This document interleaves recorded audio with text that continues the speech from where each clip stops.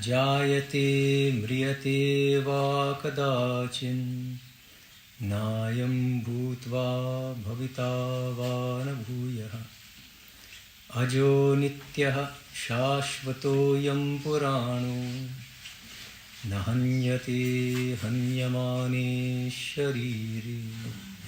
Om Shanti Shanti Shanti. Om. The soul is neither born, nor does it ever die.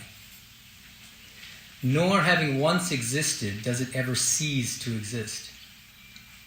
The soul is without birth, eternal, immortal, and ageless. It is not destroyed when the body perishes. Om, peace, peace, peace. Good morning, everyone. Morning. Nice to see many of you again, and a number of new faces as well. It's been a while, maybe almost 2 months. The topic, you might think it's a morbid one, what happens after we die, but I want to make the case that it's not at all morbid, that it's actually a source of joy and hope.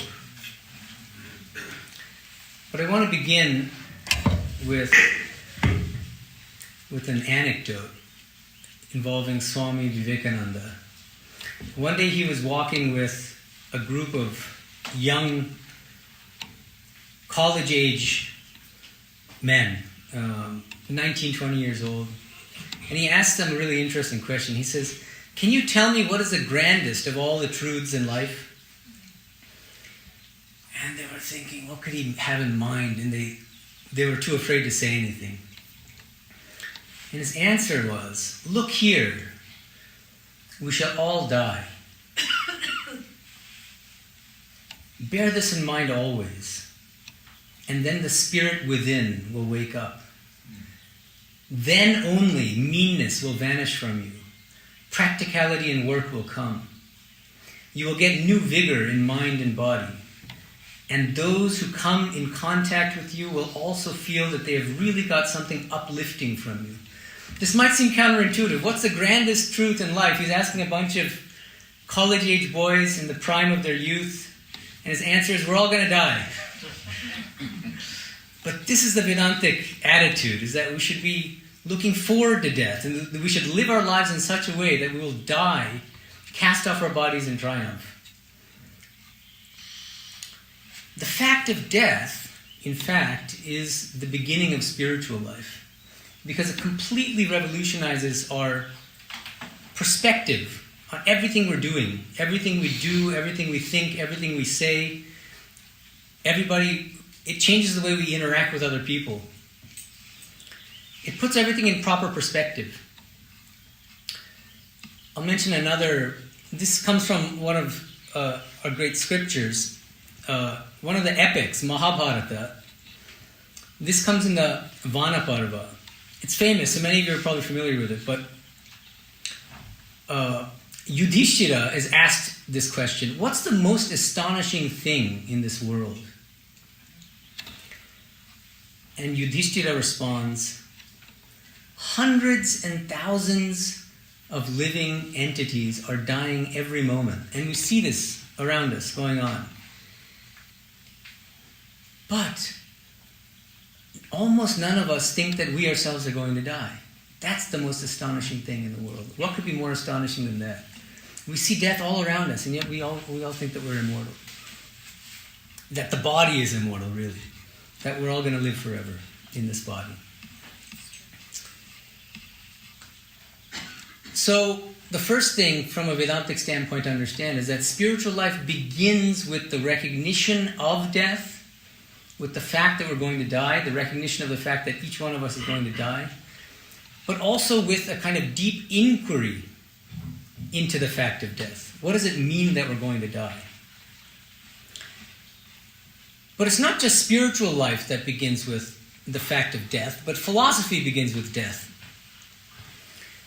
Different philosophers have given different definitions of philosophy and have explained the kind of origins of philosophy in different ways, that impulse to philosophize. Aristotle famously said that philosophy begins with wonder. But I think Michel de Montaigne had a more profound, a kind of deeper understanding of the real source of philosophy. He was a great French essayist from long back, 17th century. And he wrote a beautiful essay with the title, "To philosophize is to learn how to die." To philosophize is to learn how to die. It's a beautiful statement. Philosophy begins with inquiry into death, asking ourselves what it means that we're going to die, and then reflecting on how we should live our lives in the face of the fact of death. So now, with that as a kind of prelude, let's come back to the main topic. What happens after we die? From a Vedantic standpoint, the first thing to note is that the question itself is ill-framed. What happens after we die? Because we don't die. It's not us that dies, it's our physical bodies that die. So it's important to distinguish our physical bodies from our deeper consciousness. That's why I thought that an appropriate way to start this talk was with this beautiful verse from the Bhagavad Gita, chapter 2, verse 20, I believe.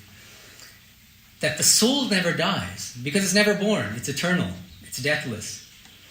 The body dies, but the important thing is that the soul persists. I grew up in the US, as many of you know, but after I got my PhD, I moved to India to start my monastic life. And so I was living in Bilumad. I lived there for 11 years. And there were a lot of things that were new to me. And one of the most extraordinary things was the first time that I experienced a cremation in our monastery. It's very beautiful. It's on the banks of the Ganges River. And when a monk dies, there's a whole series of rituals that we do, and the corpse is placed on a bunch of logs that are stacked up on the banks of the Ganges. And then the cremation is started, and you might think that, there are a lot of people mourning this monk's death. There are some family members that, because they're allowed to come, obviously, on the day that a monk dies, and they might be crying, the household or devotees. But the monks are surprisingly joyous. That's what struck me when I attended my first cremation in Bilumad. They're all full of joy. They're not happy that the monk is dead. That's not the idea. But they're happy because the monk has lived his life in such a way that he has left his body in triumph. And so for the entire night, for the whole time that the body is burning in the pyre during the cremation, monks sing these joyous bhajans, these devotional songs. Many of the songs have the meaning that he's just cast off his body, but his soul is dwelling in bliss. Depending on what it is, it could be an eternal heaven. We'll get to that in a little bit. But that this is a source of joy. And this is something that struck me because I attended some funerals when I was here in the US, and it's mostly very, very sad. It's a sad affair. But in Bilumad, this cremation of monks is really a sight to see. It's exactly the opposite of what you might expect. Full of joy. So now, as a kind of entry point into a kind of deeper understanding of the Vedantic answer to the question of what happens after we die, I wanted to mention another famous passage from one of our great Upanishads, the great Vedantic scripture, the Katha Upanishad. It's a story about a young boy named Nachiketa, and he's dialoguing with the Lord of Death named Yama. Yama gives him 3 boons, and so Nachiketa asks, for the first 2 boons, he asks for some relatively minor things. And then when it comes to the 3rd boon, he asks a really interesting question. He says, some people say that after our death, consciousness continues. Other people say that after our physical death, that our consciousness also ceases with the death of the body. What's the truth of the matter? And Yama, instead of directly answering the question, he first begins by saying, don't ask that question. Ask for anything else but that. And he says, look, you're a young boy. Let me interest you in some... He becomes like a used car salesman. He says, why don't you enjoy these expensive chariots? And these beautiful women. Why don't you dance with these women, sing with these ladies, have a nice time? But don't ask this question. You don't really care about those things.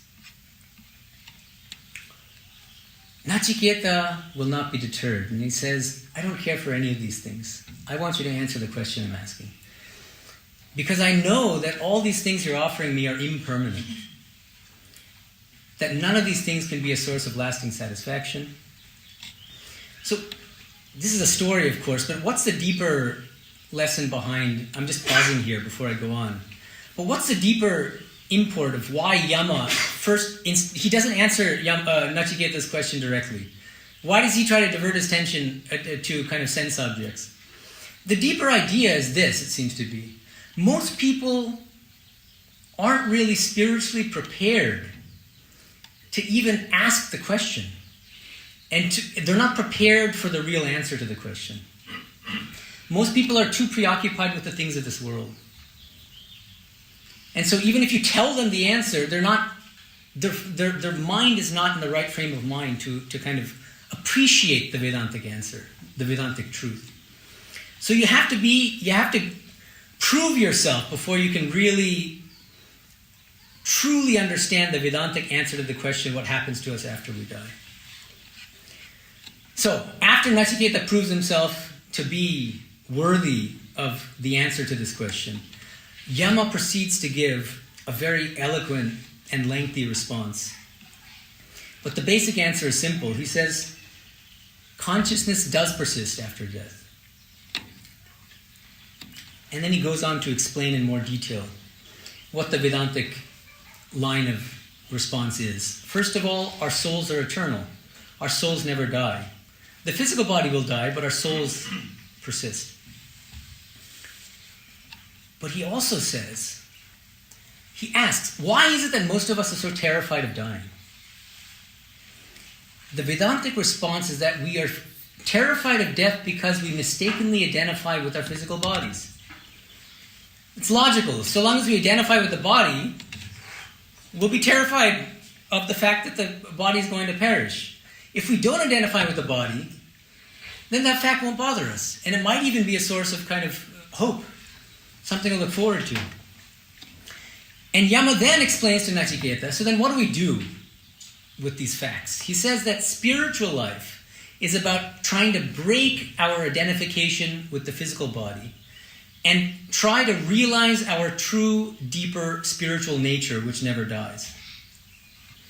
And we do that through ethical practice, by trying to diminish our egoism and selfishness, by engaging in different kinds of spiritual practices, like meditation.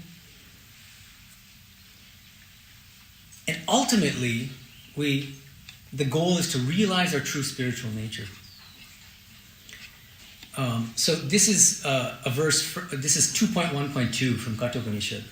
Yama says, Parachaha kaman anuyanti balas te mrityoryanti vitatasya pasham athadhira amritatvam viditva dhruvam adruvesh vihana prathayante. Children, and it's a metaphor here, not actually 5-year-old children, but people who, so he says, children pursue outer pleasures, the pleasures of this world. And by doing so, they fall into the snares of widespread death.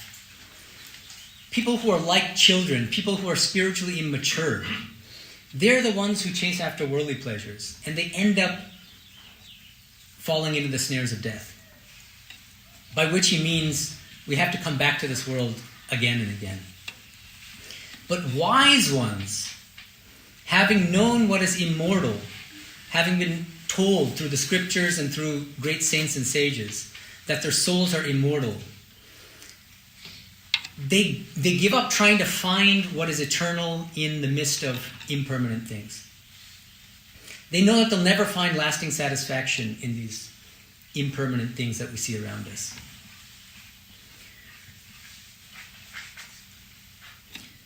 Now, coming to kind of, we're in 2023, and I'm giving you all these quotations from these ancient texts, and you might think, well, It's all wonderful, but how do we know it's true? And how do we respond to skeptics? For instance, if you ask a typical neuroscientist the same question, what happens to us after we die?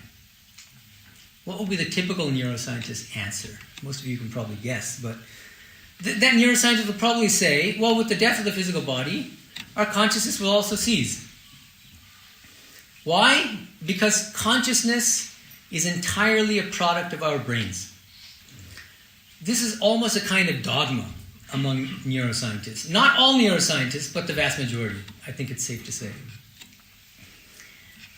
But Vedanta will say, no, it's just not true. Neuroscientists are wrong about this. Our consciousness persists after death, after our physical death. But let's pursue this dialectic a little further. Let's not let the Vedantin off the hook so easily. Let's imagine the neuroscientist then saying, well, that's nice to believe. That's a quaint belief. But what's your proof? We neuroscientists pride ourselves on having evidence for what we believe and running experiments and examining the brain with ECGs and, But what's your proof, you Vedantin, for believing that consciousness persists after death? Prove us wrong. Now let's go back to the 19th century briefly. May 24th, 1884. A young man named Vidya asks Sri Ramakrishna exactly this question. He asked Sri Ramakrishna the question, what's the proof that the soul is separate from the body? Atma je deho theke prithak tar praman ki. And then Sri Ramakrishna answers as follows. He says, proof? God can be seen. By practicing spiritual discipline, one sees God through his grace. The rishis, meaning the ancient sages, directly realized the self. One cannot know the truth about God through science. Science gives us information only about things perceived by the senses. As for instance, this material mixed with that material gives such and such a result, and that material mixed with this material gives such and such a result. So I'll read the Bengali quickly here for those who know the language. Vidya, Agga, Atma je deho theke prithak tar praman ki. Sri Ramakrishna, praman. Ishwarke dekha jay. তপস্যা করলে তাঁর কৃপায় ঈশ্বর দর্শন হয় ঋষিরা আত্মা সাক্ষাৎকার করেছিলেন সায়েন্সে ঈশ্বর তত্ত্ব জানা যায় না তাতে কেবল এটার সঙ্গে ওটা মিশালে এই হয় আর ওটার সঙ্গে এটা মিশালে এই হয় এই সব ইন্দ্রিয়গ্রাহ্য জিনিসের খবর পাওয়া যায় Part of the reason I read the Bengali is because many of you of course are aware of the life and teachings of Sri Ramakrishna. Some of you may not be aware. You all know that his mother tongue was Bengali, but some of you may not be aware that he spoke a number of words in English. Few words. One of them, strikingly, is science. Pronounced like a typical Bengali, science. Science. Another word that he used to speak in English was philosophy, philosophy in Bangla. So he used the English word science because all of these great scientists would come to him and great philosophers and highly educated people would come to him. And so he was very well aware of kind of modern science. And his answer is very subtle. He says, what's the proof that the soul is separate from the body? The great sages have had direct spiritual experience of the truth of their own eternal souls. But he doesn't stop there. Then he says, you guys might think that science is the be-all and end-all. That we can turn to science to answer all of life's questions. But that's not true. Science is fundamentally limited. Science is limited to the domain of the five senses. And now we can say the five senses suitably extended, which means what? Extended through telescopes, extended through microscopes, right? But it's the same basic idea. If you look at all the natural sciences, whether it's physics or chemistry, biology, you're going to find that at the end of the day, all of these sciences investigate what we can perceive through the five senses suitably extended through different kinds of instruments. And Sri Ramakrishna, basically, he's asking a very deep question here. Why should you assume that all that exists must be investigatable through the instruments of natural science? What's your justification for thinking that, for believing that? This is a very important question, especially nowadays. Nowadays, many scientists believe what's called scientism, just a brief show of hands. How many of you have heard of the term scientism? Okay, a few of you. So let me explain. So there's science, which all of you know. Scientism is less familiar. Scientism it's been defined in different ways, but I'm going to give you a very rough kind of overall answer. Scientism is the belief that all that exists has to be investigated through the natural sciences. So we know that this table exists because we can see it with our senses and because we can run tests on it in the lab and determine that it's made of wood and so on and so forth. By that same reasoning, it's reasonable for us to believe that God doesn't exist because we can't see God through our five senses. We can't investigate God using telescopes and microscopes. It's also reasonable for us to believe that the soul doesn't exist. Why? Again, because these are beyond the realm of the five senses and beyond the realm of scientific investigation. This is what's called scientism. But the deep question is, what's a scientist's justification for believing scientism? The scientist prides himself or herself on having proof and evidence for what she believes. But what's the justification for believing scientism? And at that point, the scientist is usually stuck. Because they usually don't have a good justification for scientism. And I think that's what Sri Ramakrishna is getting at here. He's asking, what's your justification for believing that all that exists has to be investigatable through the natural sciences? That's a kind of dogma.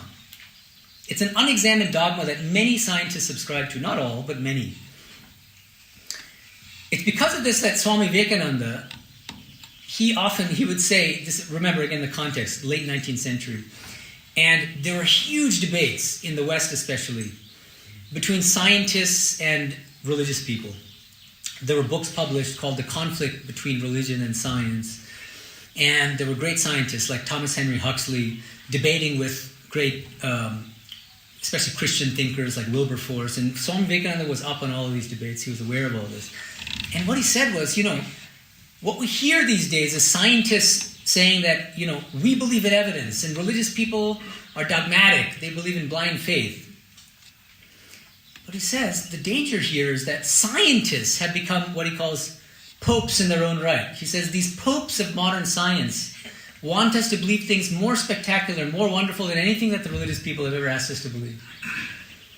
So he said that in the late 19th century. It's more true now than ever, it seems to me. This is just my suggestion, but I want you all to ask yourselves whether that's true or not.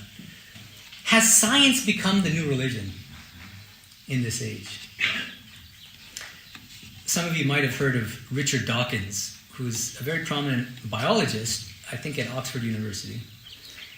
But what happens sometimes when academics become too famous, they start venturing into other fields. They get bored or they want to have fun. So he's ventured into philosophy of religion and theology, and he's written books called The God Delusion, for instance, where he argues that Charles Darwin's theory of evolution has disproved the existence of God. And here again is a good example of, he's a brilliant scientist, but he unrigorously and without justification accepts scientism. But the question is, how can you prove that Charles Darwin's theory of evolution actually disproves the existence of an eternal soul and an eternal God? And there he gets stuck. I could give a separate lecture on Richard Dawkins' God delusion, but that'll take me too far afield now. But coming back to this Sri Ramakrishna's line of response, what's the proof that we have an eternal soul separate from our body? The proof is the direct spiritual experience of great saints and sages across the world's religious traditions. Swami Vivekananda further develops this line of response. He says, what is the proof of God? And we can also ask the same question in terms of the soul. What is the proof of the soul? His answer, direct perception, pratyaksha. That's the Sanskrit term for direct perception. Then Vivekananda says, the proof of this wall is that I perceive it. God has been perceived that way by thousands before and will be perceived by all who want to perceive him. But this perception is no sense perception at all. It is supersensuous, superconscious. So there's a lot of philosophical nuance in what he's saying here in his response. He begins by saying, look, what's my proof that there's a wall here? The answer is, well, because I perceive the wall. This is very common. I don't think anybody's going to argue with that, right? But then he says, what's the principle? What's the underlying principle that we accept when we do this in our everyday lives? We wake up from bed because we hear an alarm clock. Why do we wake up? Because we know that there's an alarm clock. We hear the alarm clock, right? So this is something that this is behavior that we engage in on a day-to-day basis all the time. The underlying principle is the following. He formulates it as follows. Whatever we see and feel is proof if there has been nothing to delude the senses. Whatever we see and feel is proof if there has been nothing to delude the senses. And he says this principle is indispensable in our everyday lives. Let's call this, this is my own term, the principle of perceptual proof. If I perceive something, it's reasonable for me to believe that what I perceive actually exists.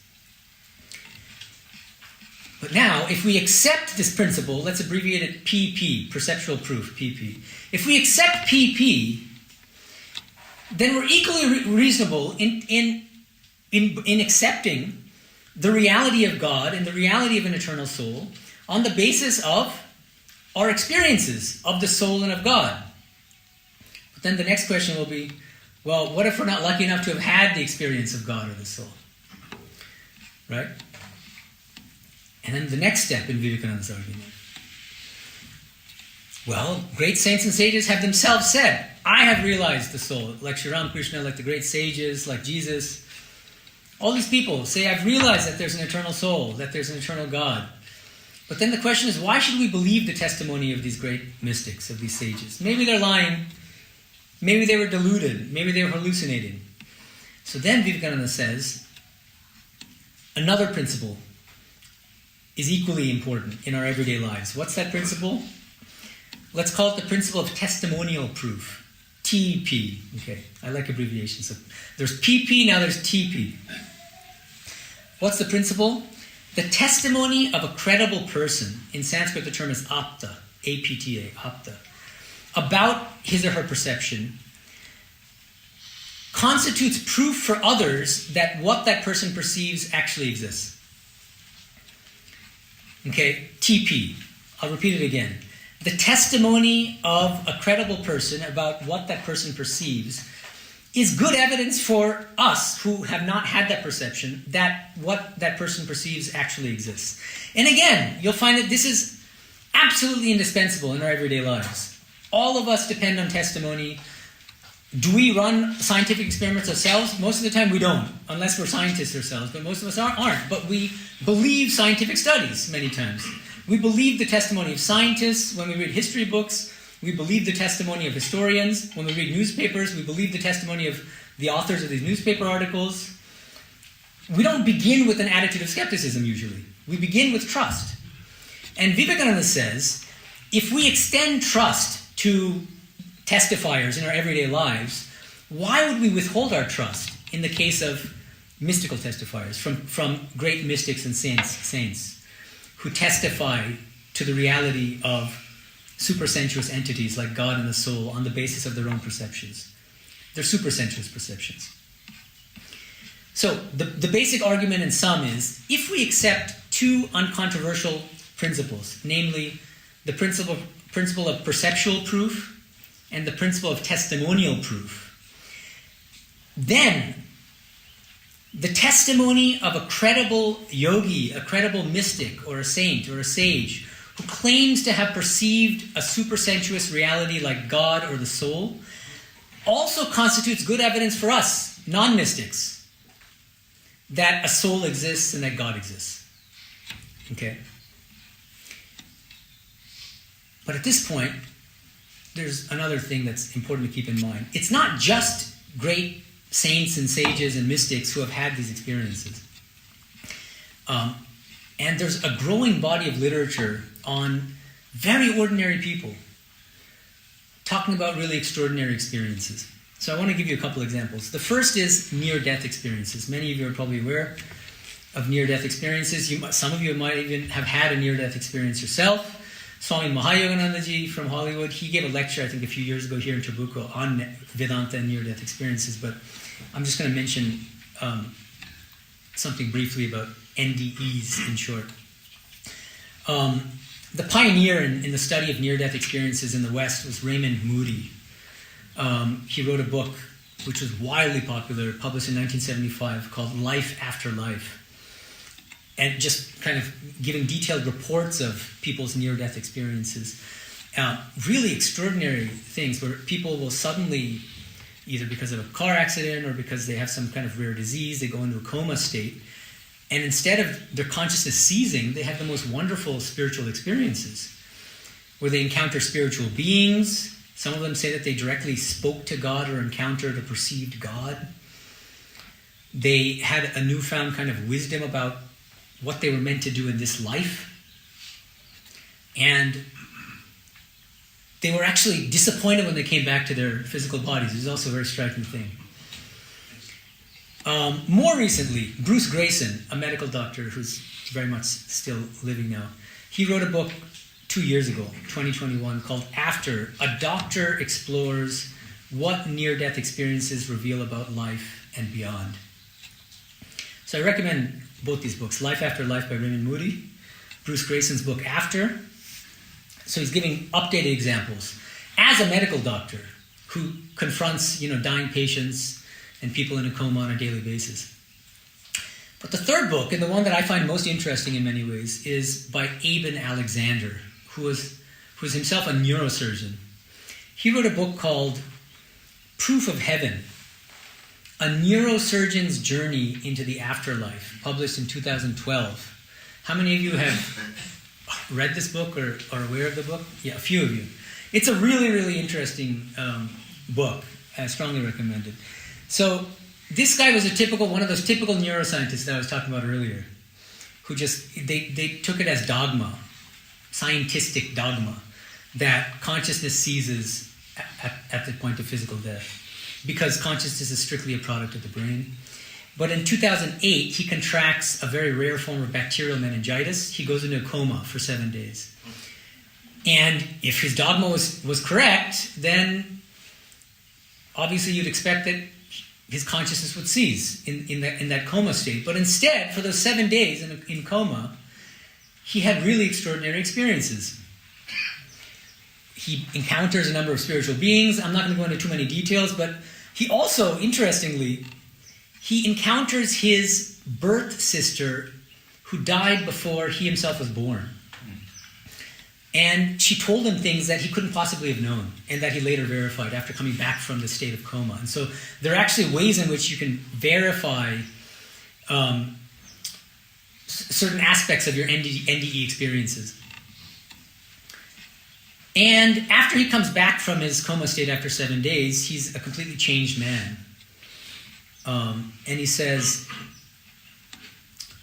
during my coma, my brain wasn't working improperly. It wasn't working at all. So that's why he could no longer believe that neuroscientific dogma. Because the brain wasn't functioning at all in the state of coma, and yet his consciousness was very much alive, more active than ever, and he was absolutely convinced of the reality of what he was experiencing in that state of coma. And he says specifically that in that state of coma, he came into contact with what he calls his eternal spiritual self. Very Vedantic. So that's the first set of data that's kind of, it's as I said, a growing body of literature. There's a great website. I can't remember the link now, but the whole website is devoted to just updated reports of near-death experiences. They're asking people from all around the world, have you had a near-death experience? Send it to us. Send us a report, and we'll include it in the catalog. It's really worth looking at. Maybe I can include a link later under the YouTube description. But second example of very, very ordinary people having extraordinary experiences that lend credence to the Vedantic idea that we're eternal souls that never die. A lot of children in countries that don't believe in rebirth have had knowledge of their past lives. And this is also a growing body of literature. The pioneer in this regard was a scientist named Ian Stevenson. He did some really important research on this. More recently, Jim Tucker, he's an academic at the University of Virginia. He's done a lot of research into this. And he wrote a number of books, but the main one is called Before, Children's Memories of Previous Lives.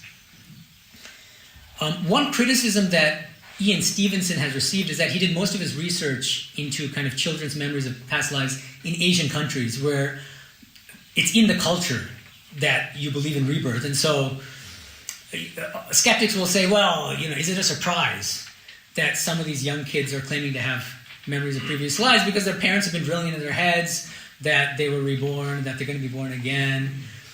Jim Tucker's research is really interesting because he's done most of his research in Western countries where there isn't a pervasive assumption of rebirth. I'll give you one example. I think it's a striking example. There's a kid named James Leininger. He's now, I think, a teenager, or maybe in his early 20s. James Leininger, at the age of 2, he'd wake up in the middle of the night with nightmares. And he was shouting the most extraordinary things. He was saying things like, "Mayday, mayday, the plane's on fire." And his parents were terrified, of course. And he would have these recurring nightmares, almost nightly. And they would hear more and more information. They were piecing together what exactly he was saying. And they asked him when he actually woke up from these nightmares about what the hell he was talking about. And he would say things like, "I was a World War II fighter pilot in my previous life, and my plane was shot down. This is the name of my aircraft carrier, the USS Natoma Bay. This is the name of my co-pilot." I'm giving all of this information. They didn't know. They were completely stunned. They then went to history books. They consulted historians of World War II, and they verified everything he said, which is quite extraordinary. But these examples can be multiplied. But if you're interested, look at Jim Tucker's book, Before, Children's Memories of Previous Lives. There's a third source of evidence, also growing. This is called past life hypnotic regression, another case of very ordinary people having memories of previous lives. There's a really interesting book published in 1988 on this phenomenon. It's by Brian Weiss, and his book is called Many Lives, Many Masters. Any of you read this book? Some of you. Yeah, it's a wonderful book, I think. He was like, what's our guy's name here, the earlier one? Ibn Alexander. He's like Ibn Alexander, a hard-nosed scientific skeptic. He's a scientist himself, a psychotherapist, trained in kind of modern Western models, atheistic. He didn't believe in rebirth. But he meets an extraordinary patient. And at that time, as I said, he didn't believe in rebirth. And so he was treating her using kind of, Freudian techniques and other things. And she's lying on the couch. She's a young woman. And suddenly, she starts talking about one of her past lives. And it took him a long time to even realize that she was talking about one of her past lives. But he finally figured it out. And he's completely stunned. And he thought that she might be just hallucinating or being crazy. But he started obviously he just let her continue. And what's more interesting is that, so the book is called Many Lives, Many Masters. What's the Many Masters part? When she would talk about her past lives, she would speak in her own voice as a young woman. Suddenly, though, her voice would grow hoarse. And she would speak in this completely different, kind of almost uncanny voice, very deep and hoarse, as if she were speaking as somebody else. And then, after a while, he realized that she was speaking as what he called one of many spiritual masters. So what was happening is that she would kind of stumble into this kind of spiritual realm in which these spiritual masters, these disembodied spiritual masters exist. They exist now. You can call them guardian angels. They're people who are kind of silently, invisibly guiding us. And when she was speaking in that deep tone once, as a spiritual master, she spoke directly to him. And it wasn't her as the young woman, but her as his own spiritual master, telling him really remarkable things, like, you were a Greek sage long back in ancient Greece, and all these things, and telling him things about his own current life that she couldn't possibly have known. He didn't divulge this information to her. But he told him, just like Ibn Alexander was told things that he couldn't have known about his birth sister and stuff like that died.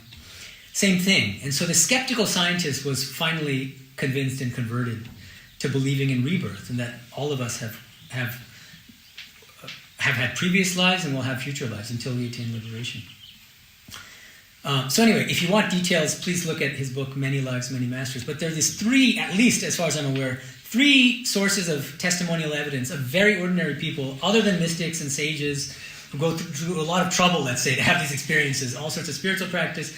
But these are people who they stumble upon these really extraordinary spiritual experiences in the form of near-death experiences, in the form of memories of past lives.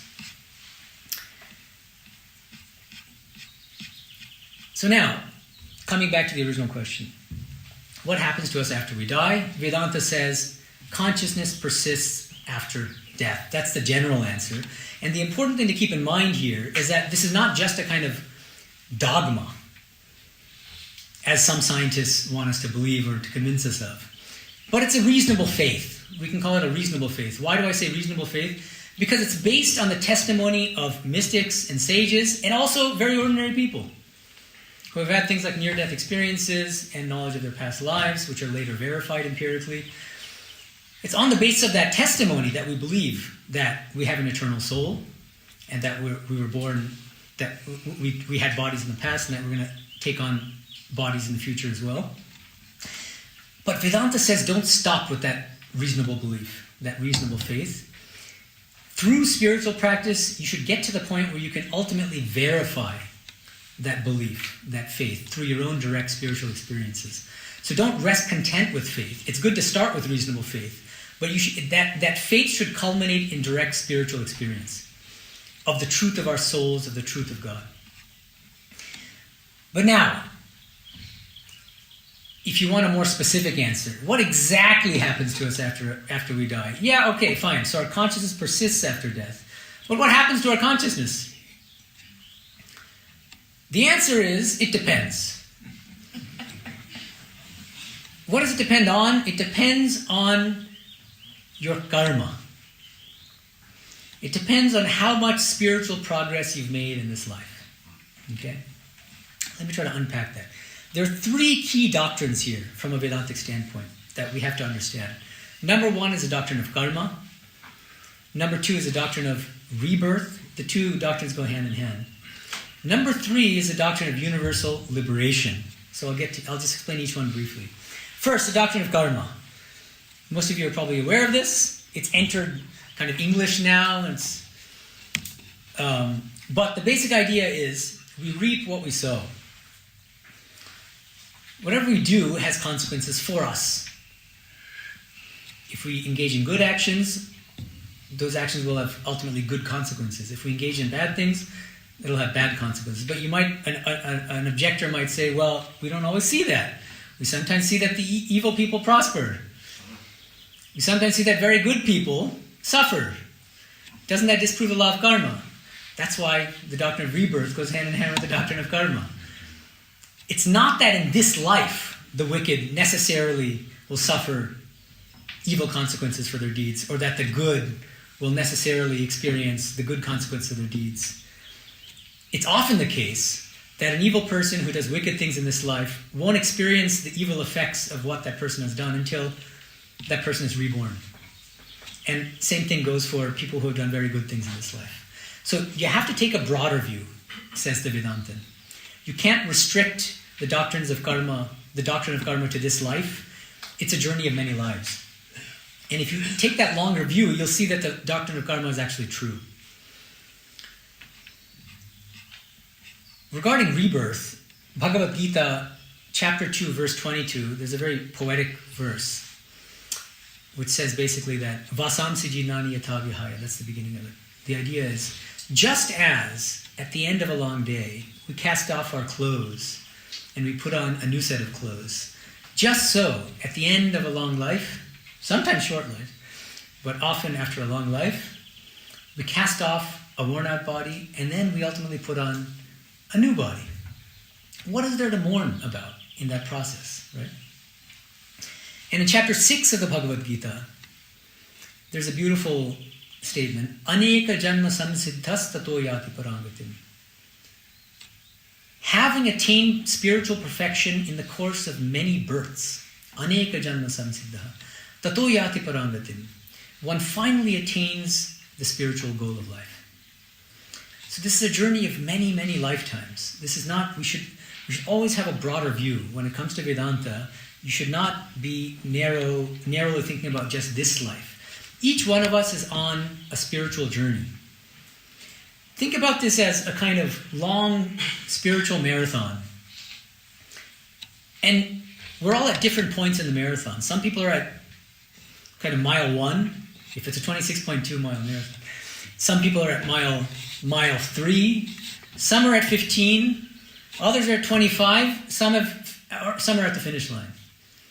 But each one of us, the great hope, the great source of consolation is that each one of us will eventually reach the finish line.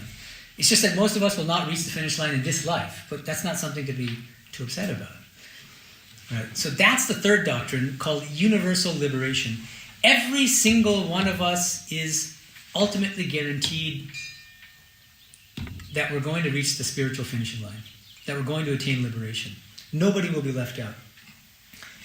This is a controversial doctrine in the religious sphere because Orthodox Abrahamic religions typically don't accept universal salvation.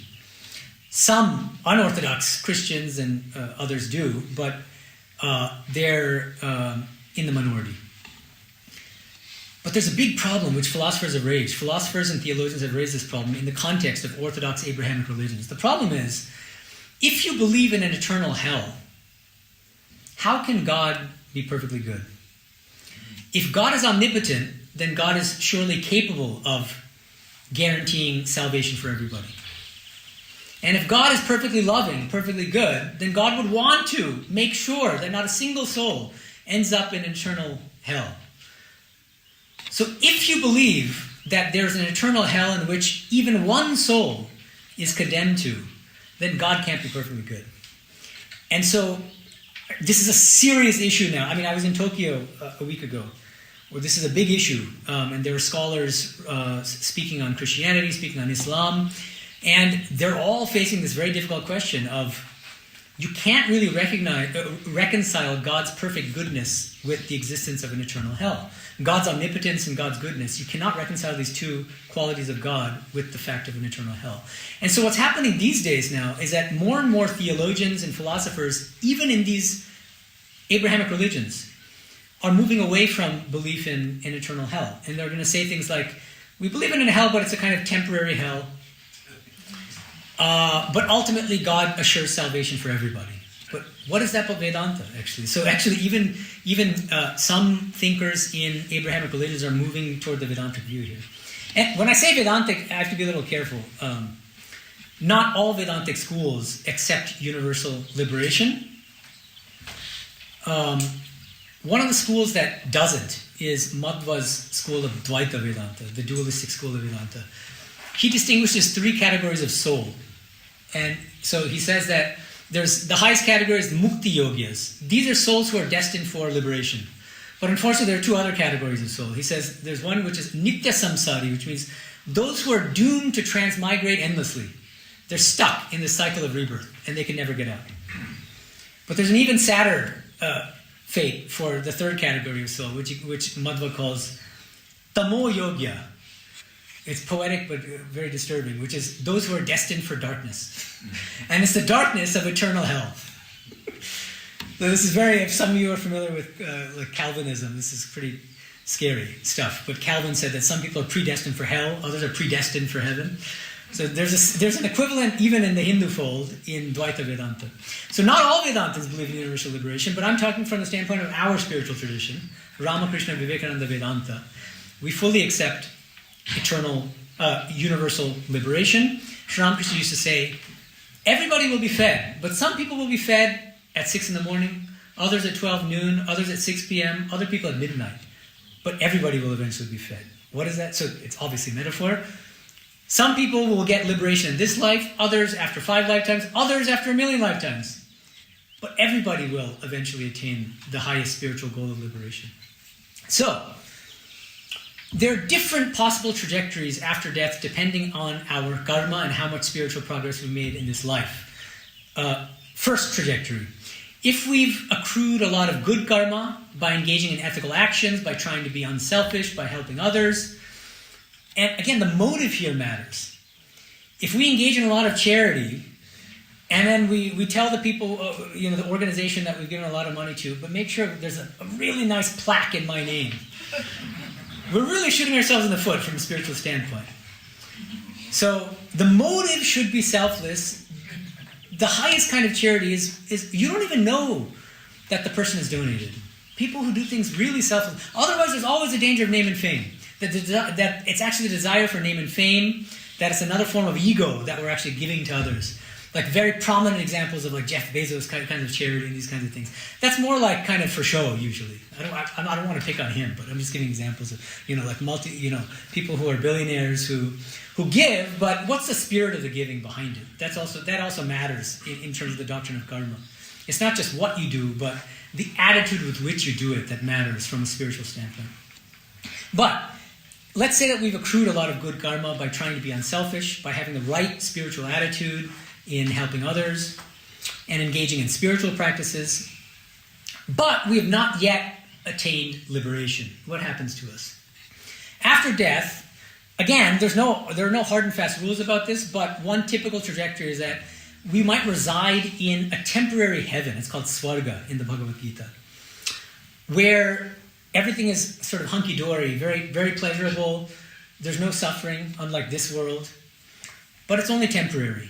And it's a place for us to exhaust our good karma, but it has an end point. Once we exhaust our good karma, we come back to this world to continue our spiritual journey in a different physical body. Now, one thing here that's important is the soul, in between lives, has a choice, has some say in what its next body is going to be, what the circumstances of its next birth is going to be. And there's some kind of differences among Vedantas about this, but Sri Aurobindo, for instance, his view is that the more spiritually evolved the soul, the more choice it has in the matter, the more say it has in the matter. And it can really, so he gives a beautiful example. He says that most of us think that, it makes sense for us to kind of like try to move up in a way with every life and say, so, I was a kind of middle class guy in this life, and so in my next life I want to be Jeff Bezos or something. But no, he says, a soul that's born as a king in one life, in the next life, that the soul of the king might choose to be born as a pauper. Totally impoverished. Why? Because the aim is not enjoyment. The aim is spiritual evolution and spiritual progress. And what happens between lives is that we gain lucidity. We're kind of deluded because we're stuck in these physical bodies. But in between lives, we gain a kind of clarity about what's best for us from a spiritual standpoint. And so we don't choose based on kind of what the ego wants, but what the deeper soul needs in order to evolve and make progress toward the goal of spiritual liberation. So that's an important thing to keep in mind, is that the soul has some say in choosing the circumstances of its next birth, what kind of family it's going to be born into, and so on and so forth. Second trajectory, if you've done a lot of bad things in this life. What does bad mean? Buddhists prefer the term unwholesome, akushala. But from a Vedanta standpoint, what bad amounts to is selfish actions. If you've been extremely selfish in this life, if you've actually actively harmed other people in this life, if you've been cruel, if you've been egoistic, very egoistic, what happens to you after you die? You might reside in a temporary kind of, some Vedantins call it a hell, Naraka, other words like that, but we should think of it more as a kind of temporary purgatory, where we purge ourselves of our bad karmas. But with the aim, of course, there's a kind of punishment dimension to it, because we get what we deserve, according to the law of karma. But the main thrust, the main purpose of even that experience of that temporary purgation is to help us in our spiritual journey. Because after we exhaust our bad karma in that state of purgatory, we'll come back to this earth again in a different body and continue on our spiritual journey. And hopefully we'll have learned something from those experiences and try not to be as selfish and egoistic in the future in our next embodiment and try to make further spiritual progress. And the third trajectory, let's assume that we've attained liberation in this life. What happens to us after we leave the physical body? Well, we attain liberation. That's the short answer. But then the question is, well, what exactly is the state of liberation? And there's a lot of controversy about what's called the final state of eschatology. That's the term used in Western theology. What does a final state look like for those who have attained the highest goal of life? According to Christians, there's a wonderful Christian heaven. According to Muslims, there's a wonderful Muslim Islamic heaven, which they call Jannah. According to different theistic Hindu traditions, they posit different what are called lokas. Different transcendental eternal realms, eternal heavens, where you dwell with the personal God in an eternal realm, lovingly worshipping God, lovingly serving God.